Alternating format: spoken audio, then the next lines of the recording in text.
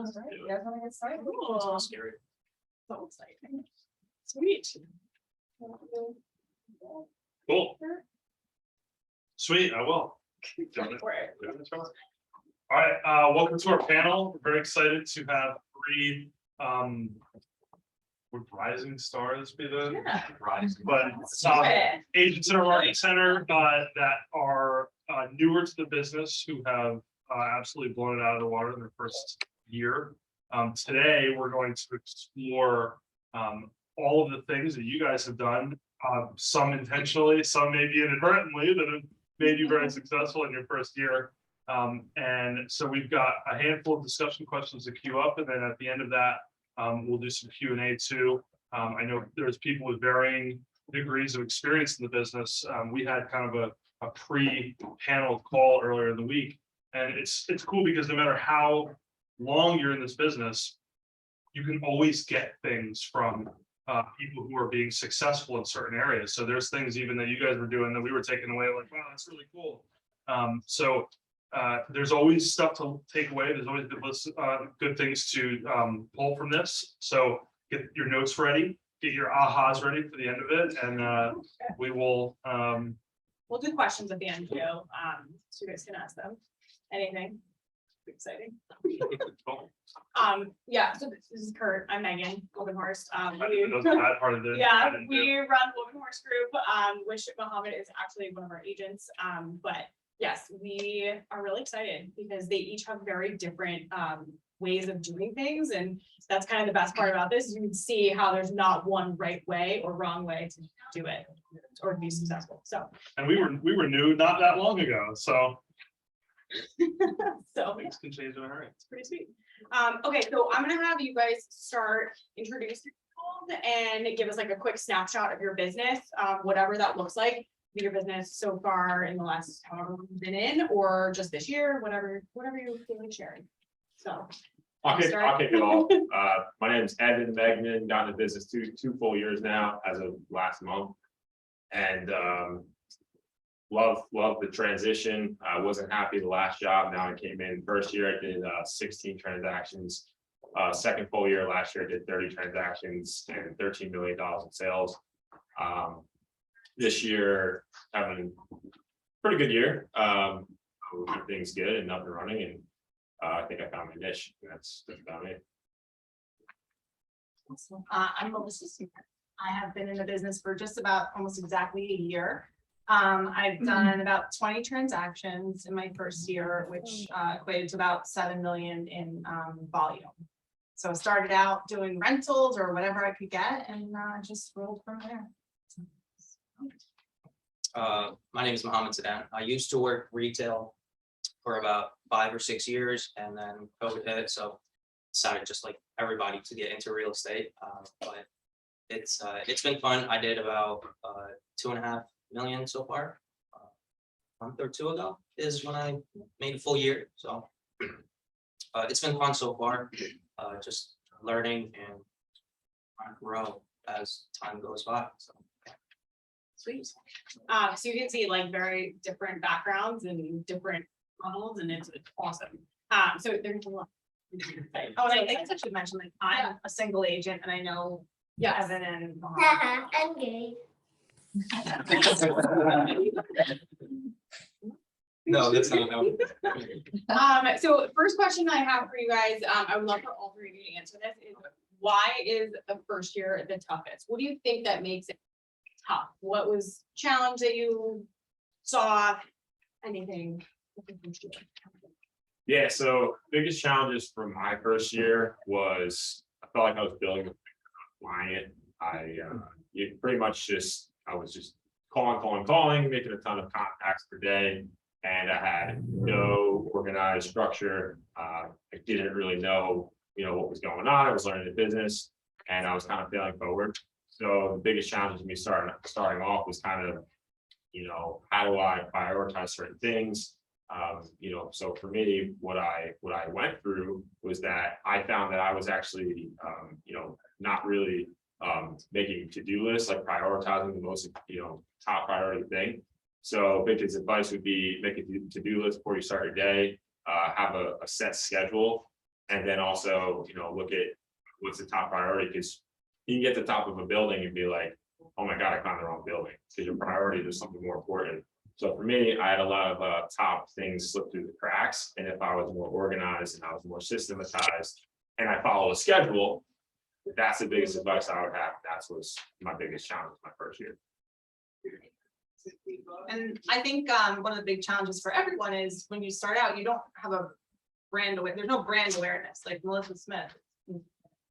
Nobody knows about me. No one's seen my faces on signs. So I don't have that reputation behind me that, what other agents do that have been in the business. So I think you definitely feel like you're climbing an uphill battle. But the great thing is that there's so many agents that just because someone doesn't recognize you doesn't mean that they think that you're or assume that you're a new agent, right? So it was very few and far between that clients actually asked me, like, how long have you been in business? So luckily, you may not have to answer that question, which is great. You just go in and you own it. They're looking to you as a source of, they want to hear what you have to say. So I think along with that, I think you need to begin to build your brand. Like, start out getting a logo right away, right? Like, don't wait for any of that. Get your logo right away, and then start doing things with consistency. So for me, I started sending out postcards, golden letters, a lot of social media. So by the end of the year, a lot of people know I'm an agent. And make sure your friends and family, like, people don't necessarily think to promote you.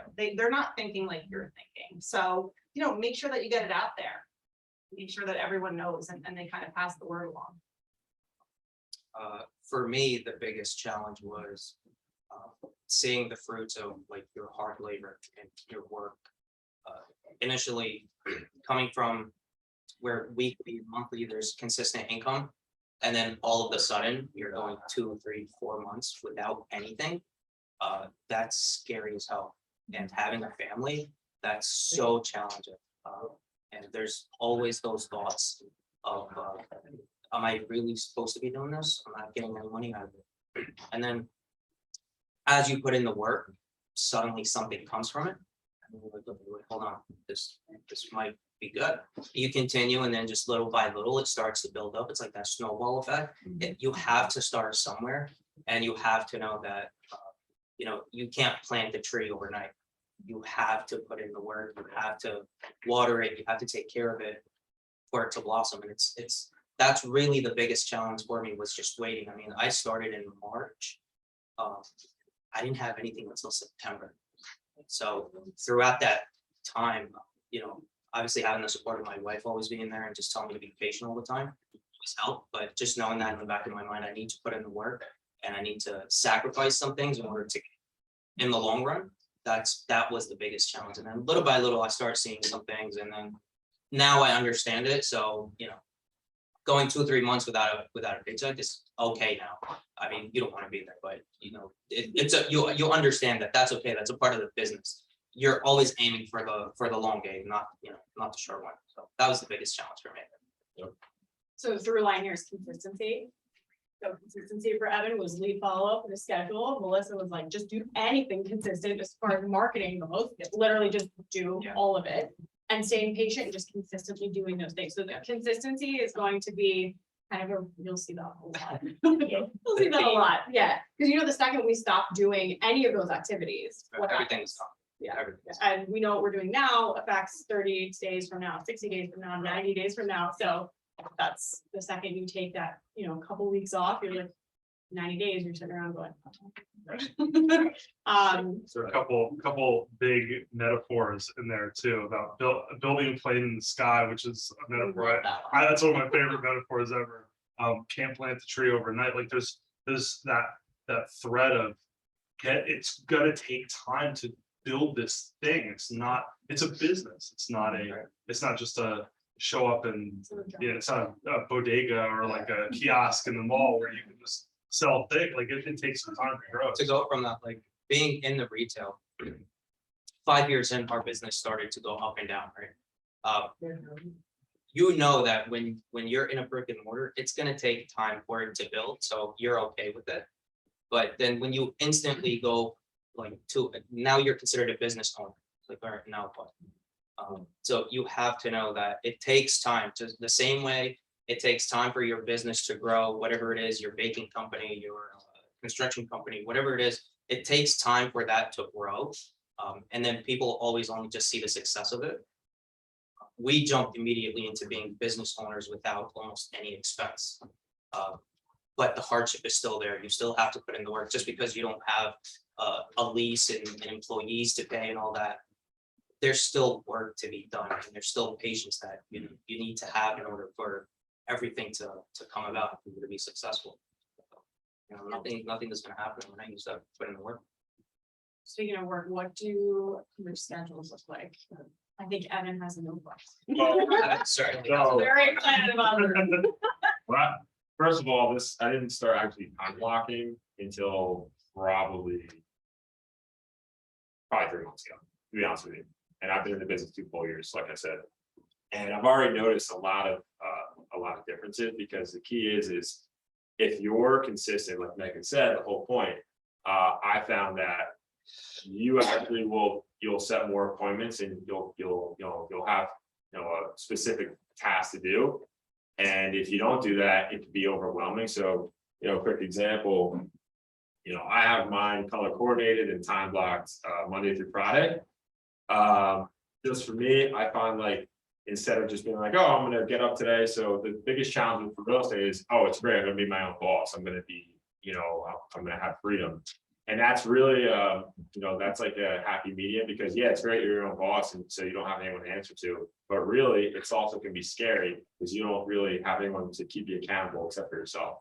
So if you don't have a schedule, and let's just say, I don't know, your environment's not set up the right way, you can be like, oh, well, I'm my own boss, so I'll just make calls when I want to. I'll just kind of, figure it out, and I'll just talk to a lot of people. And the key is, if you can follow a schedule and set it up on like a Sunday night before you even start your day, I found that that's the best way. It takes like 10 minutes to do, and I've already seen a lot of success from it. So, quick thing, I would say the biggest challenge so far that I've went through is not having a schedule. And because of that, I had so many hot leads, I let a good amount slip through the cracks, because I was spending time on things that were not really, touching.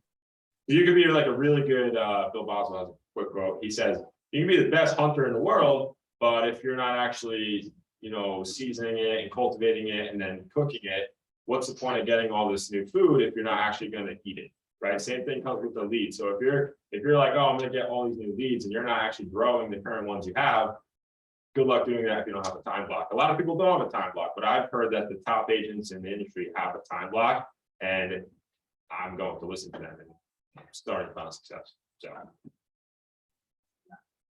Anyone else schedule? So I'll be the first to admit that I don't, and I'm going to, because like everyone was saying, like, you'll wake up on some mornings and be like, oh shoot, like, I don't have to show any buyers today, and then where do I begin? And by the time you figure out what you want to do that day, you've already lost 3 hours, right? It's that's the hard feeling about being your own boss. There's no one telling you what to do, nobody really holding you accountable once kind of you graduate the coaching program. So I'm excited to put this into use, because I've kind of just been grinding and flying by the seat of my pants, and it's been working. But imagine, like, if I was using the systems, if I was time blocking, if I was following up, and doing everything in a systematized way, I probably would have done more business. So I'm excited to get going on that this year. So fresh start in here. For me, scheduling, it's somewhere in the middle of like what Evan and Melissa do. So I try to find the right balance. I have to do something. I don't necessarily need to be there 5, 6, 7 hours just like grinding it out, but I have to do something. And the thing that I found most useful for me, what works for me, is I have somewhat of a time block. I have like my Mondays and Thursdays. I try to have those for me to try to get some kind of seller leads. Just strictly focus on them. The rest of the other days, my current leads, my follow-ups, my touches, continue trying to touch with cold leads for 12 months from now, 6 months, hot leads, 2 to 3 months, just consistently try to touch up with them. Fridays is, my schedule kind of gets messed up just because of Friday prayers and stuff, but what I do is, if I don't have a chance, just because of an appraisal, an inspection, whatever it is, team meeting, whatever, anything that gets in the way, doctor's appointment, we all have lives outside of this, some things get in the way. I try to make sure I get at least 2 hours of work done that day, whatever it is. If I can't do it from 10 to 12, I'll do it from 2 to 4. If I don't talk to anybody throughout that day, I pretty much didn't work. And I don't like having that feeling. I like to at least have at least 5 to 10 religiously strict conversations about real estate. Whether it's with a seller, with a potential lead, whoever it is, just talk to people all day as much as I can. That's pretty much what my schedule is. And then the rest of the afternoons are like on the fly. If there's showings, take showings. If not, then trying to find showings. So it's pretty much what I do. It's real estate's one of those funny things where you wake up, and we used to say we wake up unemployed every day. Yeah. And it's like Melissa was saying, it's like, if you didn't like schedule, are you working? Are you actually working? Like, do you have a job? Unclear, like, I'm not sure. That's why, like, you want to figure out what your schedule looks like. You're seeing that, like, you can have no schedule and still close 7 million in business. But imagine if you had Evan's schedule, who knows?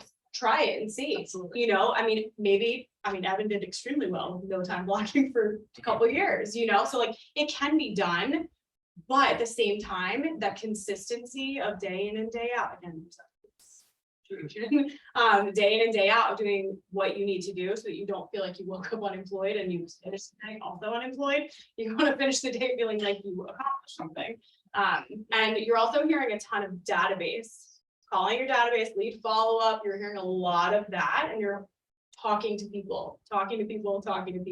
We talk about this, we were just talking about this earlier. There's a big gap in customer loyalty, right? Especially in real estate. How do we keep people coming back to us? And we spend so much time on new lead acquisition. Why don't we just double down on the lead that we already have?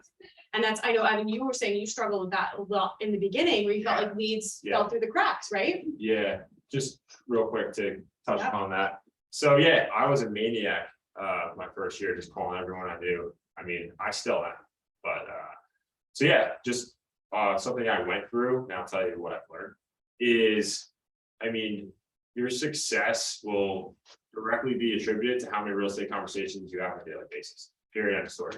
Pull up, say it again. Yeah. Your success will directly be attributed to how many real estate conversations you have on a daily basis. So I learned that. I'm not a genius.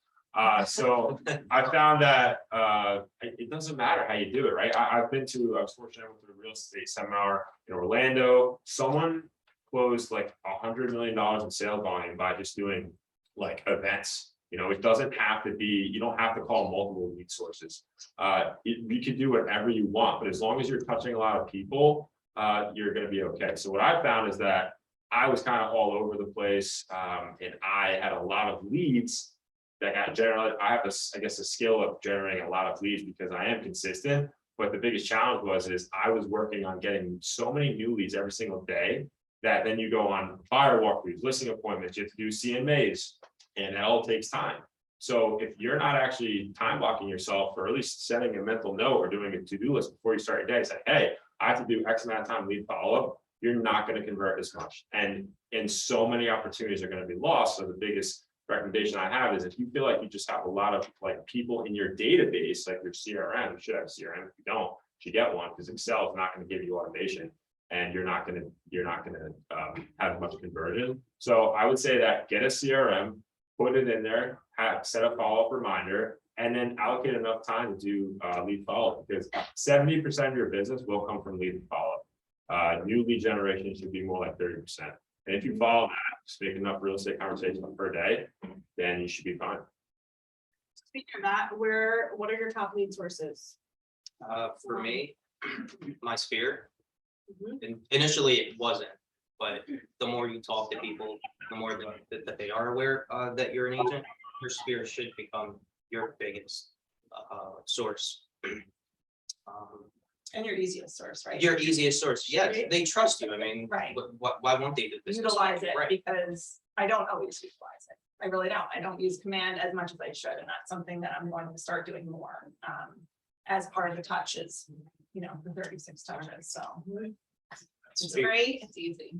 Seriously. Yeah. So- Complete sphere and Yeah, what else? Sphere, open house leads from, Yeah. and initially when I was on my own, it was just whoever I could find. Now, being part of the team helps a lot. And just I cold calling, I guess. I mean, I've gotten some of the success from it, at least a lot of conversations. So I'd probably say those three.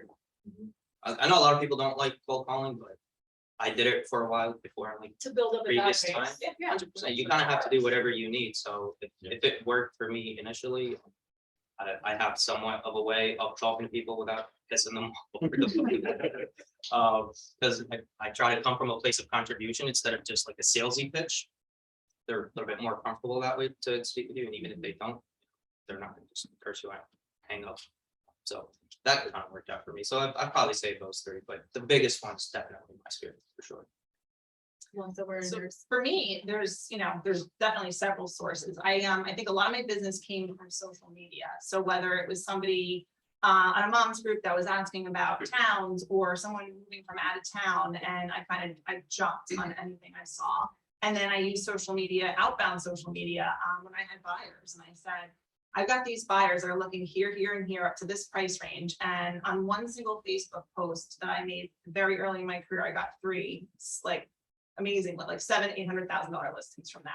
Wow. So it's some people don't want to put themselves out there, and sometimes I feel like, maybe we put too much out there. Do they really want to hear something from me again? But you know what? One day it's going to benefit them, and so just keep doing it. Keep putting yourself out there, and even if it's like physically, go join a new gym. If you're, feel like you're home too much, you just have to meet people, to make friends, and then the rest will follow. Brand awareness is exactly Yeah. what you were talking about earlier. Yeah. Like by the end of year 1, you want everyone to know that you're a realtor. Yeah. So like, yes, you kind of need to put more Yeah. of yourself out there. Yeah, and Me too. like I said to my husband, I said, everybody that knows you know that you're like a realtor. And so, that time. Yeah, And, right. so he's not on social media, or he's not on like Facebook and Instagram, but he's very much on like LinkedIn. So, I posted on LinkedIn, and he shared it. So now, a big part of his network does. And I think that's super, super important. That everyone should know. And it's easy to bring up in conversations, like we talk about the board model. Someone's always asking you, oh, where do you live? What do you do? It's simple. And if they don't, you ask them, and then they'll ask you. So, and we just may run into, like, it happened to me the other night at a party. She's like, oh, I'm looking for a house. And I'm like, so it just happens naturally, and it's nice to be able to have those conversations with people that you easily get along with. And so putting yourself out there in multiple venues is really great. And I do have to say also, I found that like mailings and golden letters have worked for me really well. So that is something that I will continue to put money into, because it does come at a cost, but it does pay off. And what I've done with that is partnered up with a mortgage partner, so that they help me cut the cost of those mailings, and I get twice as many out, and they get exposure, and we work together. So that was one of the best things I learned as a new agent, which I never would have thought of. Yeah, build your arsenal of vendors. We have some amazing vendors even here. Seriously, build an arsenal of really good vendors, and you want to make sure that you are utilizing them too. Because it's a double benefit. So I know you lean heavily on referral partners with lenders and title and all of that, and that's a huge source of business. And then your clients really like to know that, like, when they come to me, I have my preferred mortgage person. I mean, I have a couple, but then I have my preferred attorney, and that's really important. So like when we close up the deal, they're like, wow, you and everyone were so, and then I know I can trust that attorney. The attorney can make or break a timeline, right? So knowing that my attorney is as on the ball as I am just puts me at such ease. Like, you can't always choose that for your client, but when you can, it's nice to say, here's my team. So that's a really nice feeling, and it makes them feel comfortable because you're all in contact, so they feel well taken care of. That should be a lead first too. And before Yes. we kick to Evan on this question too, so Meg makes fun of me because I stalk everybody on social media, but when you said you posted in Facebook groups, I remember watching you were posting in the Kinnelon Moms and Dads. Yep. And like, You're like, oh, you're doing things and that's a saturated market with real estate agents. You're doing things that the other agents in that market, whom I will not name, are not doing. Just because hey, it's actually a contribution post. You asked, hey, I have a buyer, there's not much on in Swooprise. Is there anybody looking to sell their house? So it's actually a value add instead of and then the ones that do end up posting are just a reactive post. Hey, I'm looking for a house, if anybody's selling, and they're like, oh, I might have one coming on in Face Lakes. That's less contribution than you saying, hey, I have a real problem I'm trying to solve right now. Can anybody help me? And someone said that the person that reached out to me, that I sold her house, said to me, you know, I have a friend that's an agent, but I called you. So She everybody said. does. Everyone knows. So, and she said, I've never seen anyone do it. And I was like, wow. And I almost wasn't sure if I should do it, because you're right, you don't see a lot of people doing it, but why not? Like, It's your fiduciary responsibility to Right. your I'm buyers helping to people. find them a house. we're gonna do it again, probably today or tomorrow, because, you know, I'm trying, that's my job. I'm trying to help them. How else am I gonna help them if I don't put myself out there? It's not my job just to go through the MLS listings and shoot them over, right? And they have access to those too. Yeah, so. I love that. Evan, I know you know exactly what they are. All right, so my top lead sources are for sale by owners. For those of you that don't know what that is, it's someone selling it themselves. And you know, that's been pretty great for me. Second would be Sphere. And just calling, you know, people I know, anyone in my entire network. You can, by the way, you can contact anyone in your network by going obviously through your phone contacts. Facebook Messenger app. If you guys don't know, you can call people through Facebook Messenger or text them. So if you don't have someone's phone number, you're friend with Facebook, boom, lead source right there. Also, open house leads. I mean, those are something I work pretty strong, and I also start with prospect like just listed, just sold. You know, open houses will obviously have to be just listed. So those are my top three. I think the biggest mistake that real estate agents make, I don't care what level you're at, is when they call someone and they say, yeah, I'm not looking to sell, or no, I'm not looking to buy, or no, I'm not looking to buy an investment property, that you need to ask, okay, great. Let me ask you this, who do you know that might be looking to buy or sell real estate that I can help? I've gotten listings, I've gotten buyer deals. If I've asked someone, who do you know that might be looking to buy or sell real estate? Because 90%, 50% of the time they might know someone, right? And then from there, you'll just keep growing your database. And if you keep asking that, you're losing a huge opportunity. And then I don't care if they're not looking to sell in the next 12 months, put that in your database, you're going to keep growing. And that's like my top lead sources. And be like, just experiment. Like I sometimes call for sale by owners that are red light. I call them for sale by owner on a ferry instead of listing appointment because I'm crazy. And I get banner notifications from Zillow. That's how I call my for sale by owners, from Zillow. And I have a notification at the county level. If I see the notification, I'm going to call it immediately, speed the lead. And just, you know, it doesn't matter. You can talk to somebody, you can wear a name tag, you know, there's no wrong lead source. You just got to call a lot of people. I think it's a good point to note that if you call it visible, you may not get a listing out of it. But if you have a buyer, you may get, you know, you may get to make the match and get the Right. deal, right? They just bring them the buyer if that's what you need to do. That's another huge win.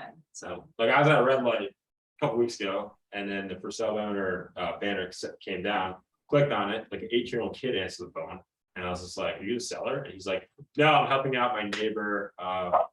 He's elderly and I'm just putting it on. He's like, you want to list it? Because I really don't know what I'm doing. I'm like, yeah, sure, no problem. literally, he's talking to the senior citizens, like, but you gotta come tonight. It was like 8:30 at night. I thought the answer. Can I go? So speed to lead and get out of your comfort zone, talk to multiple lead sources, and yeah, just ask, who do you know that might be looking to buy or sell? If that lead source isn't looking to buy or sell, and then put them in your CRM and drip on them and grow your database. One also that I probably should have mentioned is your previous clients. I didn't have initially, now that I do. 3 of my sales from December till now, from previous clients. They're not past clients. They're not dead. So they're still alive. New business. Business. New business from previous clients in a business less than a year old. Yes. It's crazy, right? We don't think that it can Yeah. happen. Firsthand, they saw how you are, who you are, and what you provided. Why wouldn't they recommend you to someone? We closed on a property today. His first, our conversation as soon as he closes, he's getting a divorce. He's like, as soon as my wife is out of the house, I'll call you to sell it. When is that gonna be? A month from now? A year from now? It doesn't matter, but I know I'm gonna get that phone call. And if I don't, I'm gonna be reaching out throughout the year, every 2 to 3 months. How's the house? How's things treating you? Hope everything is fine. And you try to want to, build a relationship. It just doesn't end as soon as it closes. The relationship shouldn't stop as soon as you close on the house and you get the paycheck, you move on. Continue touching base with them. And, that has been very, very successful. That everybody should be doing if they're not already. And you'll know who your cheerleaders are, like, you'll know, because I've gotten referrals happen quick. Like the same person sent me 2, 3, and it's just like, and make sure you send them a thank you little Yes. gift right away. They don't need anything. Feels today. great to have a phone call of just a random number telling you, hey, I got your number from so and so. I It's want the to buy hottest, a house. the hottest lead you can You're get. like, fantastic. As soon as I'm done, hello. Thank you for giving my number. Give it to as many people as you can. Write those Thank people you so down, much. the ultra VIP Yeah. list, the Yeah. people that Those people go on. they're coming to Christmas dinner, whatever you gotta do. Yeah. Those people need to be, they're Maybe not. raising fans. Go off.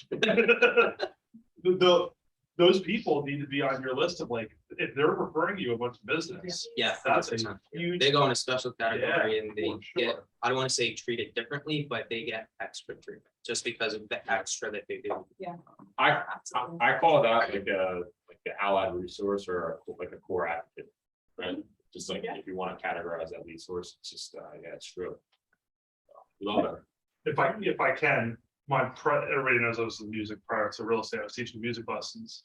My 3 biggest referral people who referred, and I recognized it early.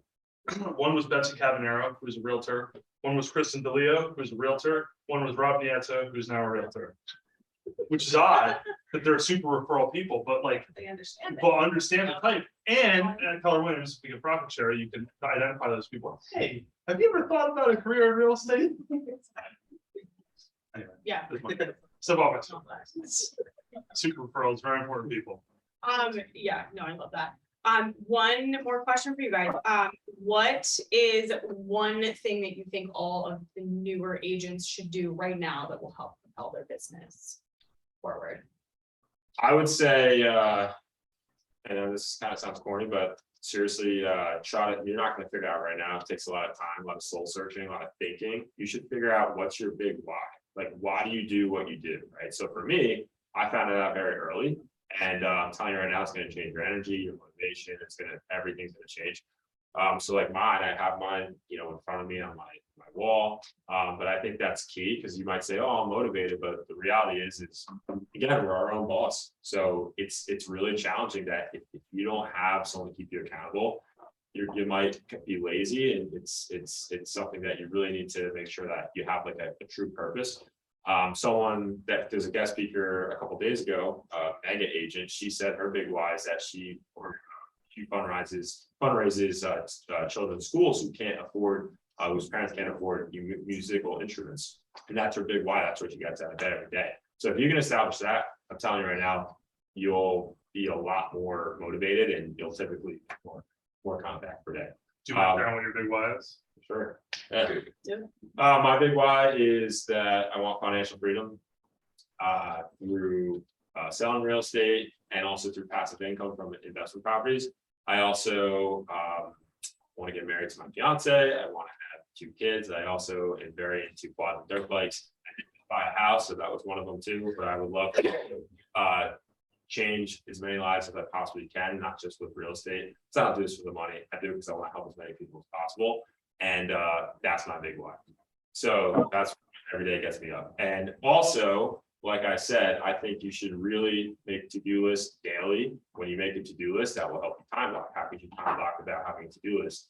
And then if you do time block, you should, maybe just think about, okay, from my top priority, what's the top thing I'm going to do today, right? Per day.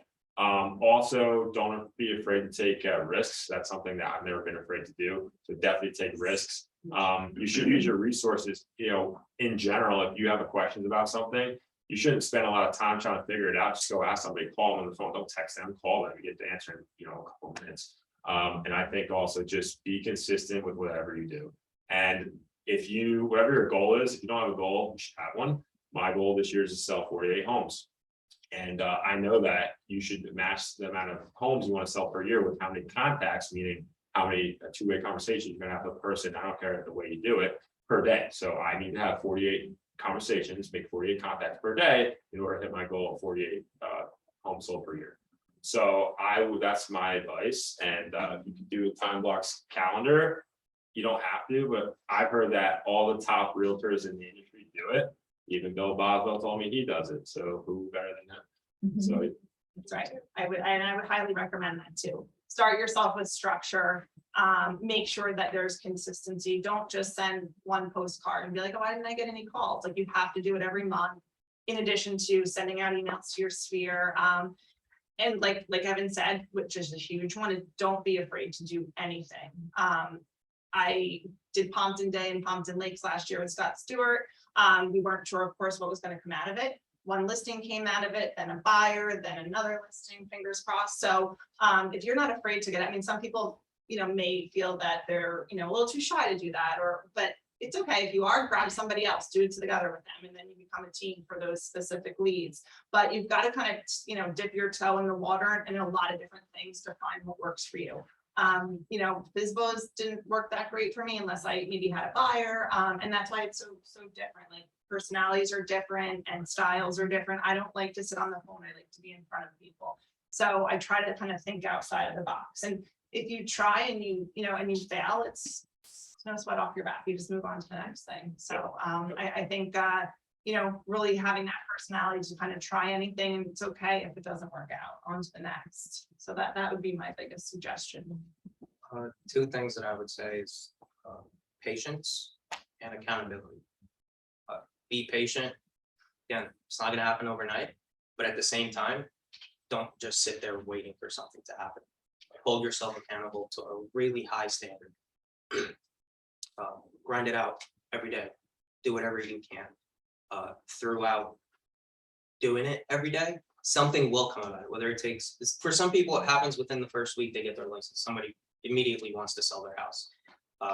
Not me. So, so just do the work and hold yourself to a really high standard. Learn as much as you can, and try to do the best that you can. I mean, we all, I don't want to say we all, but a lot of us have worked as employees for people. And the reason we got up every day is because if we didn't go to work, we'd probably get fired. So you should be doing that for yourself too. Don't just sit there just because you have all the time and control in your hand. Just let it get out of hand. Hold yourself accountable, get up, do the work, and just see what comes from it. The more you do, the more nobody just gets things handed to them. So it's just How do you guys hold yourselves accountable? Or do you have someone else holding yourself accountable? Yeah. I know I have business partners that are pretty accountable, but like, how do you guys do it? Yeah, I'm happy you said that, because I was gonna say that. I actually have 2 accountability partners. I know that again might sound corny, but I need it. And that's right. Yeah, so I have 2 accountability partners. Where'd you find them? One is my team leader, Eric Okay. Malcolm. The other is my fiance. There you go. So, yeah, and I feel like that definitely helps me be more productive and really stay, level-headed and do what I'm supposed to do. Yeah, so that's that. And then another thing too is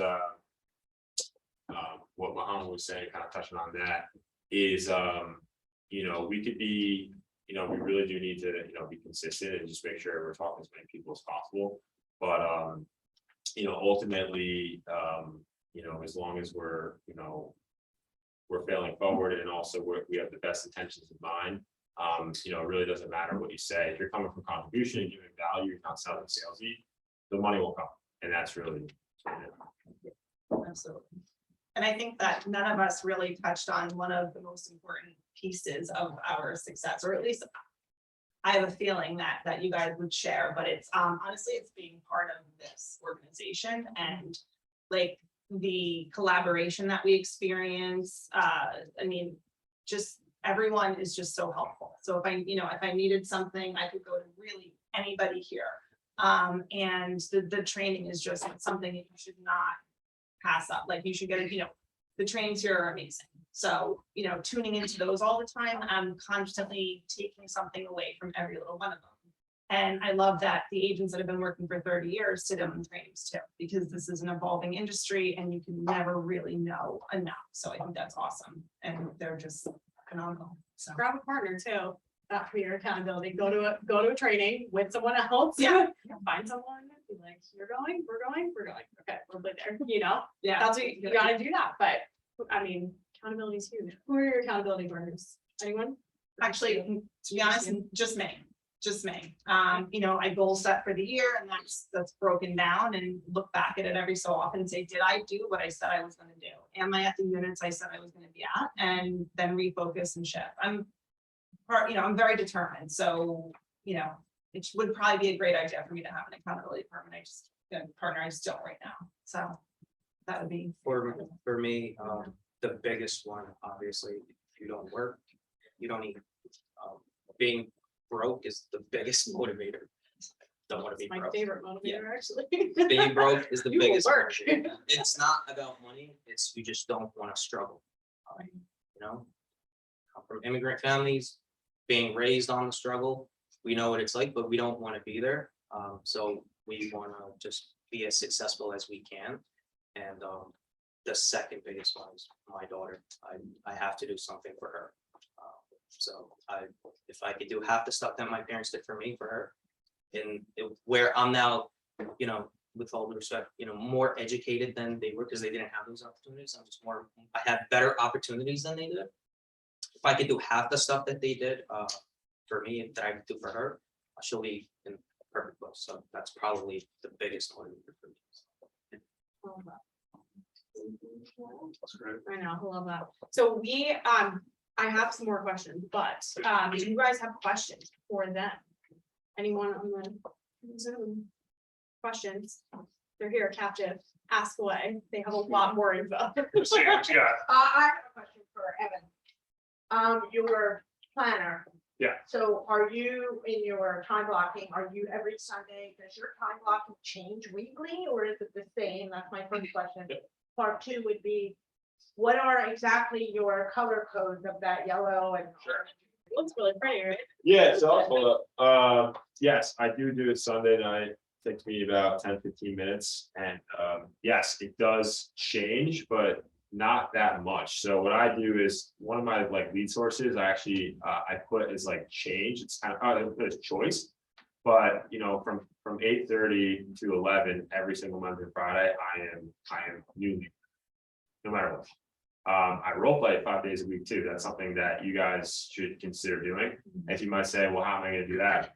What does role play mean? What I mean is you should really find someone who's going to teach you how to have great objection handlers, someone who's going to make you talk to different lead sources. Like the first time I called for sale by owner or expired listing, I was didn't know what I was doing, right? And so I got familiar with role playing with people, and I tell you right now, you throw anything at me, I'm gonna probably dominate. I know a objection handler for literally anything. If someone tells me to fly a kite, I'll say I can appreciate that, and then I'll go to the next line of what I'm gonna say.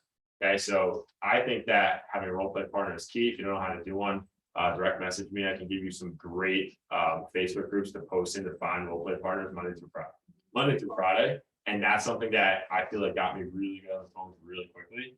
And I think it's important. Even if you call your steer, by the way, I do have a script for that. And it has worked. It really has. So if you think that you're not going to use scripts, guess what? You are. I don't care what you're doing. You do any type of lead source, you probably at some point will need a script or something to say. Evan, you're talking about your scripts. How did you learn your scripts? I wrote them out for 30 days and handwritten them out for 30 days and chanted them 6 times before I would role play with somebody. And I would role play every day, Monday to Friday, and then I'd hop on the phones. Just like a basketball player, like Kobe Bryant was the best because he practiced the most. right? I think most people that are the best at what they do, they practice the most. Just because you're a real estate agent, that doesn't mean that you don't practice, because you do. That makes no sense. You should practice your scripts, your objection handling, your listing consultation. You think you're gonna go in there and just be a great personality and maybe you're the best looking guy in the room? No, it's not gonna work. You need to know what to say, you need to know who to say it to. So, and then to answer your question about color coordinating, yeah, I mean, I don't know, the yellow is role play. Orange is lead generating, just calling like new leads, and could be multiple leads. Usually for sale by owners, expired listings, and circle prospecting. Also yellow is market analysis for an hour. I have listing appointments blocked out from in green. I have lead follow-up in pink. I also have my buyer time in blue. I also have like the choice, like you can do a choice that's in orange, and then I have like personal time blocked off in pink as well. So it's funny. So my personal time and lead follow-up is pink, because I feel like, I don't know, if you lead follow-up a lot, you'll make more money, and then personal time, I associate that with happy thoughts, so that's also pink. My favorite colors. Yeah. Question, if you don't mind. Can you hear me? Yes. Yeah. I'm sorry. My name is Ella. I have a question. So for each one of you, since the time you got hired, how long did it take you to make your first sale?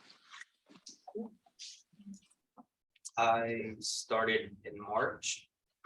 My first transaction closed in the end of July, I would say. And that was with the help of another agent. I was online.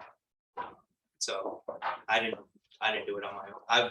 The reason I don't really consider that, for me at least, like a transaction, is because I had somebody else's help. But realistically, completely on my own, I'd probably say December. Yeah, you closed $1.5 million. Just saying. Yeah. And another 500 in January. That's the snowball. Yeah, That we were it's talking about before. Yeah. so it started, so the first transaction for me, again, from March all the way until the end of July was just learning. And then the rest was putting it to work. That was me. I got pretty lucky, I think, just wound up having a buyer client. I started like probably June 1st, and in June, acquired her. And, we closed in September. So, I think you just never know. I didn't expect it. It wasn't like I was trying for it. It was, again, like kind of being out there, making sure you're in front of people, and a friend came over, and that was the end of it. So that was awesome. It was quick. It took me 5 months to close my first transaction, my first year. I got in business, 5 months. So we took 3 listings the first one, and it took 5 months to close. Yeah, Yeah. just thinking that. I'm like, I know we got listings, but it took Two- a long time to close. 2 of the first 3 did not close. Yeah. Very bitter about that. That's why budgeting is important. But we had no money, so. Right. Yeah, so I mean, all in all, 3 to 5 months is kind of what we're averaging. Here. Yeah. So, yeah. Patience. I have a question. So Mohammed, you had mentioned your relationship stop after something closed, and I see a theme where you guys were talking about, I know, technology, smart plans, just consistently reaching back up and building up those relationships. For people who maybe haven't used a smart plan or whatever system you guys use to consistently be in touch, maybe after a closing or after the initial phone call, what works for you? What content, what system, what is it that works for you guys? Yeah, so I use a CRM to do it automatically, and then really I just a bunch of different like touch campaigns. So I also set follow-up reminders in the CRM, because if you're gonna walk around with this, like I said, if you have an Excel spreadsheet, or you have that all written down on paper, that's just not the way to touch. You can't possibly talk to as many people per day if you don't have it systematized in like a CRM. So if you don't, that's fine, you can transfer it over, but I use smart plans in the CRM that I use. So I just think every time I talk to somebody, even if they're not looking to sell now, or I don't even talk to them, I will then update the next task, the next follow-up. I'll put them on a market report and send it to them, at a certain cadence. And then this way, they're gonna see my emails. But one key thing when you have a real estate conversation with somebody on the phone is I have this in front of me at all times. You should try to confirm on the phone when they answer, hey, is this your cell phone or your landline number I'm calling you? Because if it's not their cell phone, then you can't text them your business card, right? It'll bounce back. So you want to get both. You want to get cell phone. You really want cell phone. Also, before you get the phone, try to get their email. And then you should also establish a time to follow up with them. Is that key too? Because you can kind of know they're going to be kind of expecting your follow up, or at least plant the seed in their head, and then you'll know when to call them. Answer your question. I use CRM to do things automatically, and then I update it daily. So what CRM do you use? I use something called Brevity. So Best CRM though, it's the one that you use. I don't care what it is. that's true. Yeah. Although Command is free, so It's free. Yeah. definitely That's what I use use. that. And dumps everything into DocuSign, so it's nice and seamless, but I know other people have other systems, but yeah, you have it, you already have it, so definitely use it. For me, what I like to do, if the transaction is from my sphere, I like to stay consistently in contact with that person. I don't want our relationship just to be because I got that transaction done. You know, if it's a cousin of a brother-in-law, whatever it is, just touch up. How's everything? How's the kids? And then just throw in how's the house. And you spend a lot of time with your clients. Yeah, you'll see them. So You'll by see. the end of things, like I miss my Kind of clients. sad, right? Yeah. That's, you don't want it to end. You want it to be. I always tell them this the day of closing. After the congratulations, and I know we was up and down. We got it done, and you know I'm gonna call you like a month or so to check in on you. I'll let them know, hey, I'm gonna reach out to you. But if you need anything in the meantime, you know, you reach out to me. And if it's from somebody in my sphere, I'm probably gonna see them within like a week or two at like the mosque or something. I don't know. Right. So I don't want it to be awkward where I haven't talked to them in like 3 months or 6 months. Yeah. So consistently try to be a good person as well, you know, just keep that relationship going. And what I also like to do is just every 2 to 3 months, just reach out, but make it personal. Or about something instead of just where it's like, oh, you know anybody that's looking to buy or sell now that you moved into the neighborhood? Like last week, I called my client who we closed in February, and I called him to ask if he power washed the deck. Because that's what he said he was gonna do. So I called him to see and check in how the deck looks after power wash. He said, it looks phenomenal, it looks brand new. Did some landscaping, all that. We talked for 10 minutes about landscape. So It's a good touch. yeah, so I try to make it personal. I don't want it to be just based off transaction, because at the end of the day, it's just about the transaction. Once it closes, so does our relationship. It's still systematic. Yeah. But it's still systematic, absolutely. 3 months, I would say, probably minimum. Sorry, We maximum. send- we 3 also months, send maximum. We send a pin card too. Yes, we do. We make them sign stuff, but month after closing, we just send the card. When we first started too, we wrote everything on a note card, so I had January note card, February note card, March, because we didn't have command, which was really awesome. So I wrote down who closed, what the property was, and what the date was, and then January came around the next year, pulled out my card, cool, how's the groceries, calling all those people. Whatever system you have, you need some sort of system, whether it's CRM, whether it's an every 3 month touch, or you just are gonna make sure that you see them every 3 weeks or whatever, like, make sure whatever it is, it's systematic, that's the. Like, again, the biggest thing I thing. try to do is like the biggest thing is to try to make it personal. Can I If just- you had a baby, whatever it is, you know, just make it personal. I just want to add a quick follow-up to that, because I want to see if there's more questions and keep going, but try to listen to what they're saying and ask great questions. And also one thing that I find I'm pretty good at is I find out like some unique detail about the person, or just try to be different, try to find out something about them and write that down. So when you follow up with somebody, like for example, what Mohammed said, if somebody's like, I don't know, that you talk about, you know, what's their favorite food or something, anything in the conversation that like, if you really listen well and you can write that down and plug it into your CRM, then when you follow up with them, that is like such an important thing to be different. Another thing is, you know, I just think as long as you're, I forgot what you're called, but there's something else in there. Let's just keep, I can't. Well, thank you for sharing all of your experiences and kind of a little bit about your backgrounds and stories. I'm kind of curious to know, we talked a lot about like the systems and the organization, and I think that's amazing, but I think that like one of the biggest things that I have a concern for as a newer agent is I know they jam you with questions when you go to see properties. I know they have tons of questions on what the process looks like. How do you confidently walk them through that process when it's your first transaction or your first client? How do you manage that process when it's like a whole new career, I guess, if that makes sense? I think that's pretty valid.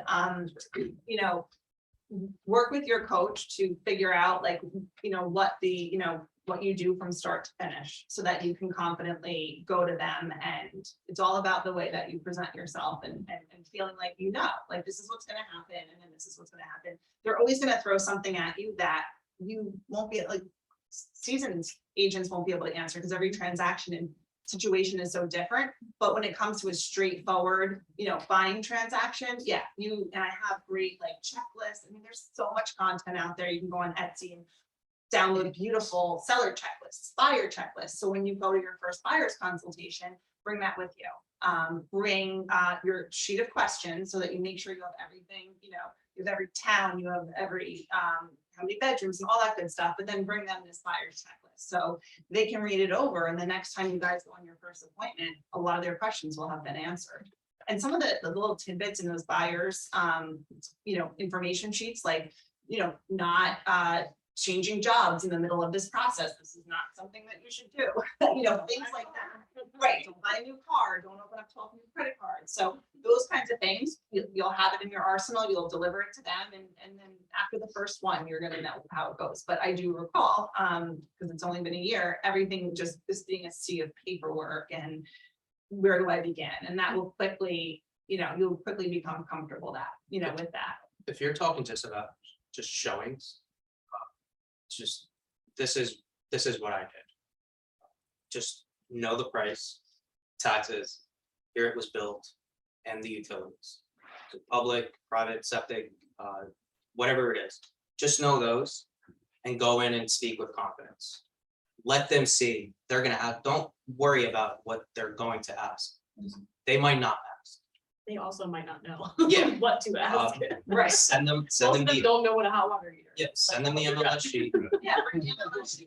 Send it to them previously. Just know those basic things and just go. And if you don't know, I still don't know a lot of stuff. I'll get that to you as soon as we're done with the show. As soon as I leave, I call somebody and I'll check it out. There's no problem with not knowing, but just know the basics. And if they want beyond the basics, because you're still learning at the same time, there's nothing I mean, nobody expects you to know everything right away. So just know the basics and just go in with confidence and speak it with confidence, and then just learn as you go and listen to how other people speak. If you're free and somebody wants to take you on a showing, go with them. The more complicated, the better. Go to showings you haven't been to before. Go to open houses. Just listen. That's my answer. So yeah, if you're just like Mohammed said, if you say, you know what, I don't know the answer to that question, but I'm gonna find out, that establishes trust. That's, I mean, obviously huge. If you're two biggest complaints is that real estate agents, they had poor communication, and then also like the client felt like they were kind of misinformed. So if you can build that trust, and exactly what you said, that's key. I also think I've never converted a buyer deal without doing a buyer consultation. Same thing with the listing. I just find that it's a lot easier. And what does that mean? It's just literally, hey, in-person meeting or Zoom call, let's do a consultation. You can call it, whatever kind of meeting you want, but it's easier to say buyer consultation, sell listing consultation. I find that they'll trust you more, and they'll, buyer's a liar, seller's a liar. They're not going to be loyal to you, in my opinion, in my experience, if you don't do a buyer seller consultation. And then also, you can also use stats from like your market center. So when I was new too, especially for listings, they're like, how long you been in the business? And like for me, I'm on a team, and I say my team and I have collectively 41 years experience. You can say, however long this market center has been around. You can use, stats too. If someone says you ever sold a home in Kinnelon, even if you haven't, our market center dominates Kinnelon. So why not use that? Because at the end of the day, as long as you provide them a good service and they find out, oh my God, this is a new agent, they don't care. So it doesn't matter. And I just think you could use your market center stats as well, Yeah. leverage that, because I did that. That's what I did too, You you know, know. take, I guess Bill's presentation or Ron's, whichever one they use, and they. You know, you can put your, once you get established, you can put your stats in, but before that, you use theirs, and it's never been a problem, so. And if you're still nervous about like showing stuff, ask them before you go to the show. What questions do they have about the property? Pre-screen. Tell them what concern do they have, answer it while you're there, or do your homework before you go. This way you're not scared while you're. Last, before you go off that, Evan, you talked about scripting a lot. A lot of things, a lot of times we don't talk about it. You can script practice a buyer's consultation. You should. You could script practice your showing. Yeah. If you've never shown a house before, if you're terrified at first, oh my gosh, I gotta ask me all these questions. Like ask another agent in the office, hey, can I script practice showing a house to you? Or even if it's An open house too. an open house. So that way you can have somebody, I mean, if you asked Meg or I, we would go through everything to try to stump you. But ultimately, like Evan said, I mean, the magic formula is really, I don't know the answer to that, but I will get back to you. I'll find out the answer and get back to you. You don't need to know the answer, you just need to know Confidently. where to go to get it. You can say anything. Yes, as long as you have confidence behind it. I have no idea Don't what lie I'm about talking about. I'm saying confidence to become straight. If you get caught in a lie, you're done. Yes. And people are buying you, they're not buying, you know. Do not make up an answer is the moral of the story. I don't know. It's like basic. Right, Kieran? Sorry, question. Yes, thank you. Yeah. My name is Lucy. Also from Kinnelon. I've been there for 18 years. I'm brand new at this. I just passed my exam about a month ago and it's a new career for me after being home 21 years as a stay-at-home mom. Yeah, but I'm excited. I have a question. Evan, you mentioned, Mohammed, you did too, about being on a team. Melissa, you said you're a single agent. I've gotten your postcards, by the way, you know, you're great. How do you, like, you've only been in it a year, but you're on a team. How does that work? Like, why are you a single agent? You're on a team. Just how does No that? right way to do it. There's, So I it's, think it makes sense for you, yeah. right, so I had the same question when I started. I was like, well, should I? Did someone have to pick me? Like, how did? Right. And no. So you have to, I guess, so I think being on a team is a pretty open-ended scenario. So I think if being on a team makes sense to you, then you can, you know, reach out to some of the team leaders here. But there's just pros and cons to both, right? So I work on my own. I've done enough volume to be able to make enough money for my family this year, and hopefully that continues or goes up next year. You know, like I said, I did an event with Scott Stewart. We partnered up. So that was the first time I learned how to leverage somebody else. And it was great. So I am strong in certain things and Scott is strong in others. So that us teaming up worked out really nicely. And then it allowed me to go to things and him to go to things and then leverage our time doing, you know, other things. Sometimes we went to things together and sometimes we, you know, we did them separately and leverage each other's time. So I think, you know, I think teams are great for lead generation and those kinds of things. So I think if it's something that is attracted to you, then you should explore it. I'll tell you what, Yeah.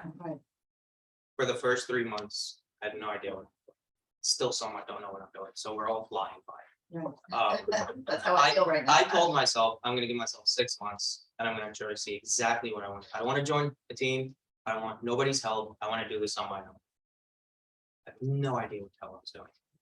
Nothing whatsoever. Then I was like, okay, well, I can't not do anything. I have to do something. And some people's concerns is money. If that's the case, then 100% of nothing is not where you want to be. Right. So if money is your concern, if you're not making it, it should not be. So find a team that fits your culture and your mindset. You could be on your own, you could be super successful. You can be on a team and who are extremely successful. And if you don't mesh and you don't blend, it's not gonna work. So just whatever your goals are, whatever you want to do, if a team makes sense, interview with a bunch of people, see who fits you. If not, give it a try on your own. At least you owe that to yourself. Give it a try on your own. If it works, perfect. Worked for Melissa. It did not work for me. I needed help. And now I was like, I should have joined the team from the beginning. Right. That's just my thought. For me, I did a lot of like research. I asked a lot of people before I made that decision. So I called up top agents and I figured it out. And I said, hey, listen, how do you recommend getting started? Would you recommend solo agent, getting on a team? And I talked to like 5 different people. I don't care what company it was. And the majority of them said the educated answer was that join a team. And a lot of people are apprehensive because they're like, you know what, I don't want to split my money with somebody else. And I'll tell you right now, I know for a fact that I have done a lot more business early on. I've been on teams since I started because I'm on a team. Yes, I do split, what I make with my team leader, but if it wasn't for the things I've learned, the training, the leads they give me, the help with, we have a phenomenal admin, right? And just really teaching you how to succeed in this business quickly. That's why we're all doing this, to learn. I mean, I have so many things to learn. I mean, I'm not saying I'm Gary Keller, but one day I want to be. But I'm saying it helps you use resources. They're going to be there for you 24/7. I just felt like I learned the business a lot quicker, and I know for a fact I don't care. What my split is. I know that being on a team, I know for a fact I make way more sales and I help more people, and that's what I found. So. Great, thank you. From a team leader perspective, when Meg and I started, we actually started on a team. We started on Ron Bill's team. And it was absolutely the right move for us. But I did New York City real estate by myself prior to that. Yeah. Because joining a team for me there didn't make sense for what I wanted out of my life. Yeah. But my philosophy, take this with a complete grain of salt. My philosophy, the way, and Boswell will probably agree with us too. The way real estate is shifting, you're going to be part of a team-like entity, whether you're at whether you're in a leadership position, whether you're in an administrative position, whether you're in a sales position, whether you're in some sort of success staff position. In a real estate business, you're going to be part of some kind of entity. If Melissa grows her business, she is going to at some point reach a point where she's going to say, I need some kind of help. And as salespeople, generally we have very rainmaking personalities. We're going out to go get business and make things happen. And there are going to be things, low dollar activities that are going to hinder you from doing high dollar activities. So at some point you're going to need to figure out, where do I want to be? Now, just because you can be the biggest rainmaker in the world doesn't necessarily mean that your skill set also lends you to a leadership position. Leadership has taken me and Megan out of rainmaking, which is uncomfortable. So be very, very, very self-aware and just understand where in the organization you want to be. If you really want to run that thing, then run at it and go. And know that you're going to bring on people, but they're going to report to you, and do the things that come to that. If you don't want to run that thing, that's awesome too. Find the right fit. Could be a partnership. Could be Like we were talking about. Yeah, I mean, could be that for a short time, could be for longer. There's a high likelihood that everybody in real estate, or almost everybody in real estate, in the next several years is going to have to align with a well-oiled machine type entity, and not just at a brokerage level. So, which actually should be really exciting, because you get to figure out what you do really well and go and do that. So just a little, so that's my team learner. Just to jump off of that, if Lucy, if you have any other questions about that, or anyone has any questions about the team or how to start that process of being self-aware, there's our wonderful tool that we have that's called the KPA, the Color Personality Assessment. Has everyone taken it? Who's taken the KPI? Raise your hand. I've heard of it. I know you mentioned it. I meant to. Run. Oh my goodness. Okay, so Nalini's gonna send everyone a KPA again. Everyone's gonna take it, and she will go through the whole. It is the creepiest. Yeah. So Really, yeah, we went through, Because go through that. It tells you exactly. It's so, weird. It's so, weird. Job fits and stuff. It's a Yes, good, it's so weird, it's a good work step. but it's so positive. at the It's same a time. It's so positive. Career vision is the whole process, but Yeah. we require that on our team. Grace took it, Greg took it, Mohammed took it, but it helps us figure out how you want to be managed, how you know. You find out a lot about yourself. Yeah, too. your motivation, Find out a lot. it's unbelievable, so everyone needs to. But it starts that dialogue of where do I even start when I'm asking myself, where do I fit within the real estate world? And that's a lot of it just helps start that dialogue, I would say. So if you're wondering where should I start, if that's even thought in your mind, like, should I be on a team? Should I consider this? Start with the KPA, and then when we sit down and we go through the results, we'll have that dialogue more, and I think that'll just give you some guidance. Oh, I think I want to take it. I'm sitting right now inputting all my information, my contacts and commands and. You know, that I'm taking addresses from my Christmas lists and I put them all in there, but now I'm like, okay, how much? Okay, Well, thank we're you. a little bit over time, sorry, guys, but I just want to say thank you to the three of you. You guys are rock Thank you. stars and Yeah. rising star.